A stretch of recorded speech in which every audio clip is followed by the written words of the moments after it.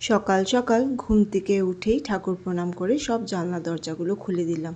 খুলতেই দেখি গাছের নিচে দুটো চড়ুই পাখি ঝগড়া করছিল। একজন তো আমার জানলা খোলার আওয়াজ পেয়ে দৌড়িয়ে পালিয়ে গেল। দৃশ্যটা খুব ভালো লাগছিল। ছেলের তো আজকে শেষ এক্সাম, তাই চাটা নিয়ে ওর টেবিলেই দিয়ে আসলাম। তারপরে দেখো কত ফুল আজকে শ্বশুর বাবা সব কুড়িয়ে এনেছে, আর একটা মালাও গেঁথে দিয়েছে, যেটা আমার ছেলে পরীক্ষা যাওয়ার আগে মালাটা ঠাকুরকে পরিয়ে দিয়ে যাবে। ছেলে স্কুল চলে গেল, তারপরে চলে আসলাম আমি আমার রান্নাঘরে। অনেকে যারা আমার ভিডিও দেখে তারা জিজ্ঞেস করেছিল এক দুবার কি এত কারি পাতা পাও কোথায়। আমি বলি আমার বাড়ির পেছনেই দুটো গাছ লাগিয়ে রেখেছি, ওখান থেকে যখন আমার প্রয়োজন পড়ে আমি ওখান থেকে ফ্রেশ ফ্রেশ কারি পাতা প্লাক করে আনি। বেশ ভালো না বলো?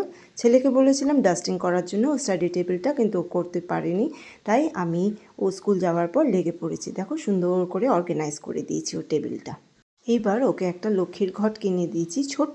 ওকে বলেছি তুমি যা সেভিংস করবে এখানে জমাবে, শেষে আমরা এটা বার করব, যখন দেখবে অনেক পয়সা খুব ভালো লাগবে মনটা।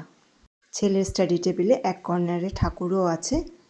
এই যে এই ড্রয়িংটা দেখতে পাচ্ছ, ছেলে শুরু করেছিল দুর্গাপূজার ভ্যাকেশনের সময়, কিন্তু কমপ্লিট হয়নি। কমপ্লিট হলে তোমাদের সাথে আবার শেয়ার করব।